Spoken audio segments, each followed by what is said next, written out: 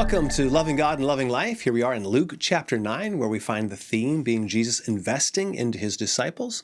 He's transfigured on the mountaintop and he heals and teaches. We have an interesting example here of Jesus investing and training his disciples. In verse 3, he tells them, he sends them out, he's sending them out on a mission, but he tells them in verse 3 to take nothing for their journey.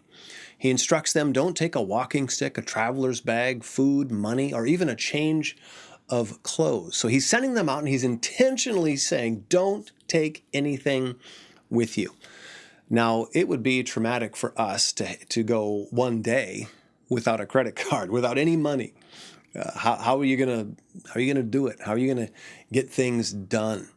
Well, he sends them out, and this was weeks. He's sending them out several days, at minimum, weeks probably, sending them out, and he intentionally sends them out without anything.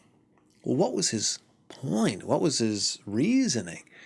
Gang, he's trying to teach them the same thing he wants us to learn. He wants us to rely on God. He wants us to recognize how active, how involved our God is, that he's right in our face every day. He's providing our needs. And again, if we have resources, we just lean and we rely on those and we assume, well, I'm taking care of my needs. We don't see God. If we have a bank account, we don't recognize God's the one filling that bank account. We just feel like, well, that's me. So he intentionally takes it all away.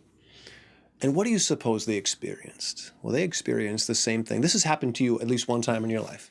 I think God gives everybody this experience one time. We run out. I'll never forget, for me, it was on our honeymoon.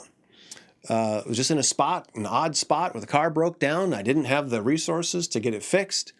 And miraculously, we just experienced a miracle of somebody coming through and helping us, and God even providing a little healing miracle. It's an amazing story that we continue to tell. But here's the interesting point. We tell that story, but then afterwards we hope and pray that it never happens again. Oh, I hope I'm never in that spot where I run out again. I hope I'm never in that spot where I'm so desperate. We don't like to be there because it's so uncomfortable for us, but we'll tell the story for the rest of our lives. We'll always remember how God came through. The truth is, he's in our world working things out every moment of every day. And Jesus wanted them to see that. He wanted those to be the glasses they were wearing, that they recognized God's activity. He didn't want them just seeing their bank account. He wanted them seeing God filling their bank account. He wanted them seeing God taking care of their every moment by moment needs. Friends, God is that active in your life.